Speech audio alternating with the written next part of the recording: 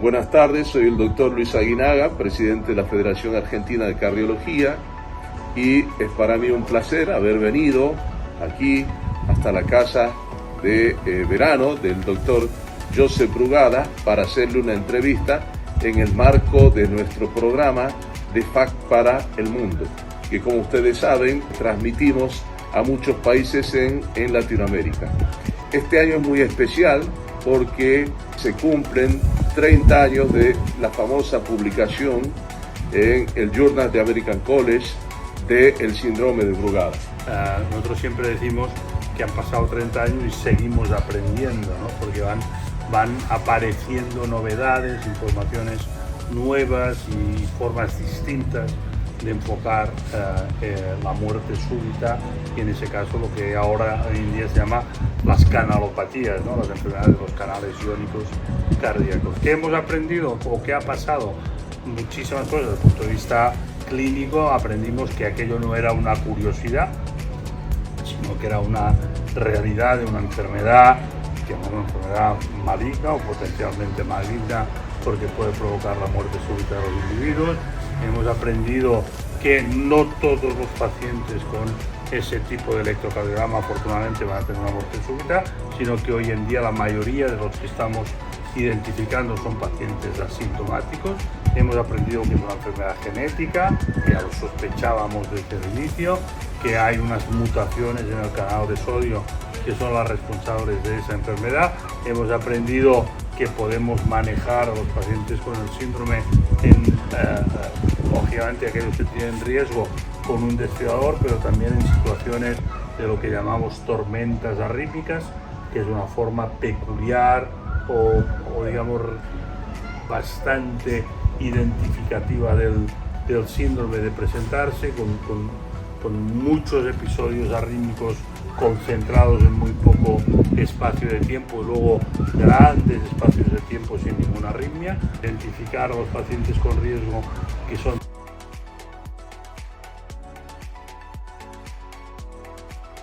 para la gente a identificar correctamente el electrocardiograma, porque al final el síndrome se basa en un electrocardiograma y la interpretación del electrocardiograma varía mucho según los ojos que lo miren, porque hay un gran componente subjetivo en esa interpretación y tenemos que evitar, como desgraciadamente pasa, por un lado el sobrediagnóstico de síndromes, donde no lo hay, que falsamente son etiquetados de síndrome de Brugada, y esto puede generar una grandísima preocupación en la familia, en el paciente, etc.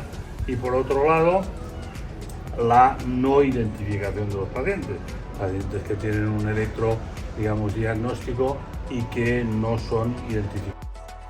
Nos serviría para algo en el paciente diagnosticado positivamente de síndrome de Brugada.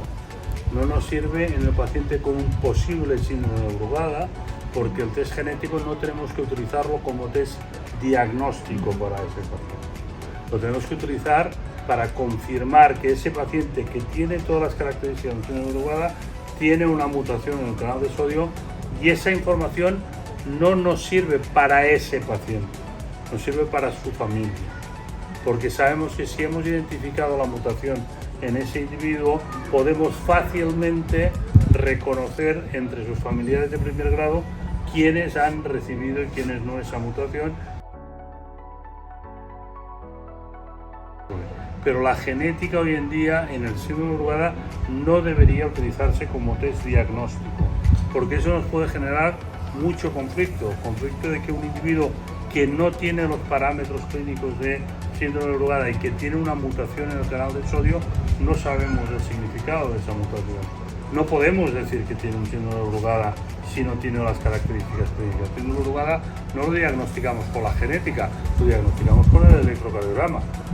Primero sabemos que el paciente asintomático con un electrocardiograma, lo que llamamos tipo 1 de diagnóstico espontáneo, es un paciente que tiene, y eso no lo decimos nosotros, esto lo dicen las series de otros, tiene un riesgo de aproximadamente un 1% por año de tener una muerte súbita. Esto uno puede decir que es relativamente bajo, sí, pero estamos hablando de pacientes con un corazón estructuralmente normal y sin otra forma de muerte, digamos, prevista o previsible. y además sabemos que este 1% es acumulable en los próximos 10 años, es decir, que es un 10% al cabo de 10 años. Eso es lo primero que tenemos que saber. Por tanto, identificar a ese 1% anual es de máxima importancia. ¿Quiénes tienen más riesgo? Saben que tienen más riesgo los varones, mucho más que las mujeres. Sabemos que tienen más riesgo aquellos individuos que tienen el electrocardiograma espontáneamente diagnóstico, que no requieren de ningún test farmacológico para hacer el diagnóstico. Y tercero, sabemos, y eso nosotros siempre lo hemos defendido, aunque puede haber controversia, que aquellos pacientes en quienes somos capaces de inducir una arritmia ventricular en el estudio electrofisiológico son aquellos que tienen más predisposición a tener esa arritmia de forma espontánea. Una de las cosas que hemos aprendido es que lo que nosotros pensábamos que era un electro permanentemente alterado no es verdad, y eso lo aprendimos enseguida en nuestra experiencia. Nos dimos cuenta que la mayoría de pacientes normalizaban el electro en algún momento, por lo tanto había un gran componente funcional en la alteración electrocardiográfica. Por tanto, la posibilidad de que nosotros viéramos un paciente cuando el electro se había normalizado complicaba enormemente el diagnóstico. Entonces, en aquellos pacientes en que tenemos un electro sospechoso pero no diagnóstico, y sobre todo si hay un episodio sincopal previo, o hay una historia familiar de muerte súbita previa, o hay una historia de síndrome de Brugada en la familia, en esos casos, sin ninguna duda, el test farmacológico nos ayuda. ¿Por qué? Porque nosotros tenemos el firme convencimiento, y hay series muy positivas en eso, que si tú tienes un test farmacológico con agmalina o con flecainida negativo, tú no tienes un síndrome de Brugada, porque es muy difícil tener un falso negativo en un síndrome de Brugada. Pero también un test farmacológico negativo te excluye completamente el síndrome de Brugada, y eso es muy importante para tranquilizar a la gente que a veces le han dicho que tenía un electro sospechoso y que podía tener un síndrome de Brugada. Hay que darle, digamos, una respuesta clara, ¿lo tiene o no lo tiene?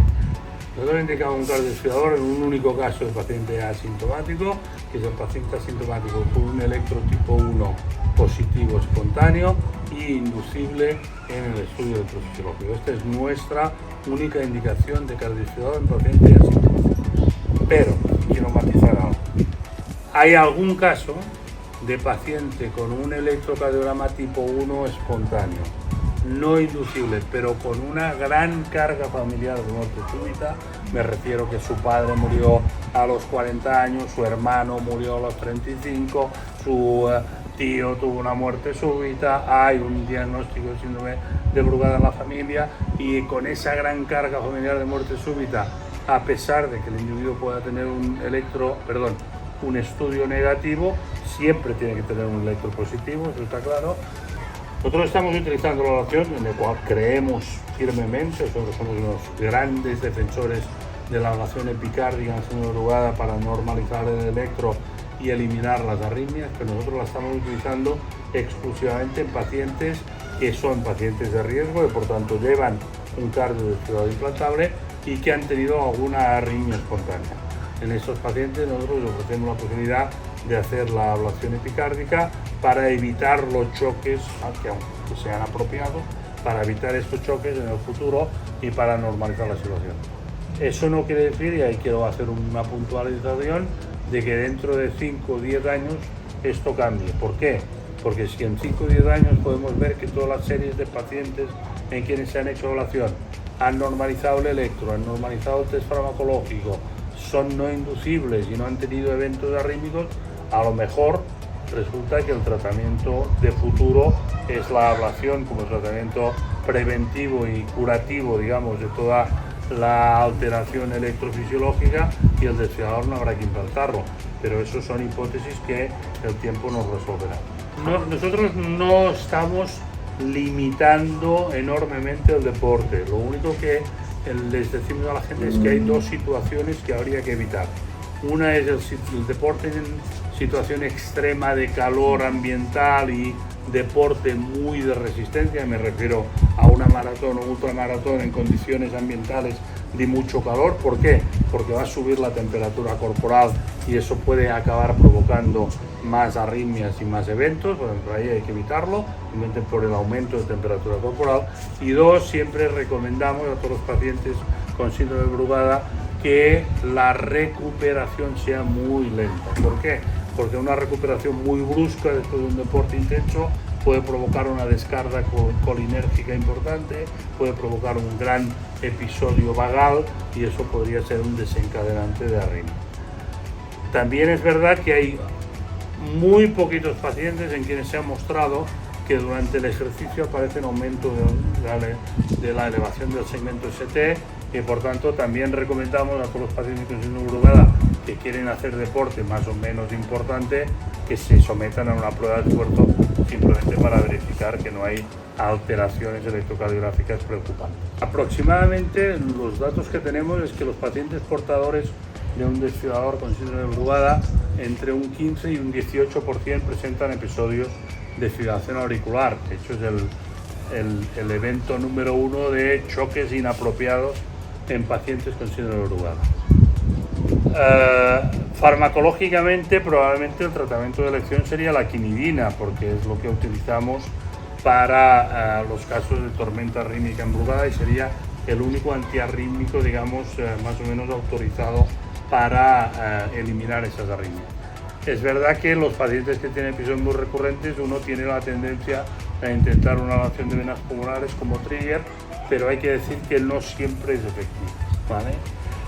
Y no siempre es efectivo porque si la fibrilación auricular tiene un origen también en los canales eléctricos, la ablación de las venas pulmonares tampoco va a ser la solución definitiva en muchos de estos pacientes. Por tanto, hay que ser consciente de que podemos ser o puede ser dificultoso curar a un paciente con fibrilación auricular y síndrome de Brugada exclusivamente con el aislamiento de las venas pulmonares.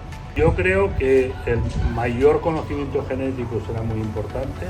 Recordemos que solo una tercera parte de los pacientes con síndrome de Brugada presentan una mutación identificable en el momento actual, por tanto nos queda muchísimo por aprender, por qué está ocurriendo en los 2 tercios restantes o por qué dentro de este tercio algunos tienen arritmias y otros no tienen arritmias, qué modificadores genéticos existen, pero todo eso es una información muy relevante para ir estratificando mejor el riesgo de estos pacientes.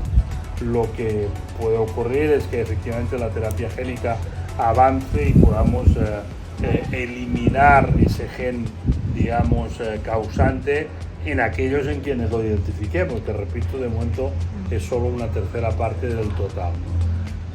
¿Qué va a pasar con la ablación? Es algo que está ahí en incógnita. Sabemos que funciona, sabemos que va bien, sabemos que normalizamos todo, pero no sabemos a largo plazo si eso es suficiente para quedarnos tranquilos sin hacer nada más en estos pacientes. Esto es información que en los próximos años los distintos estudios en marcha nos van a proporcionar.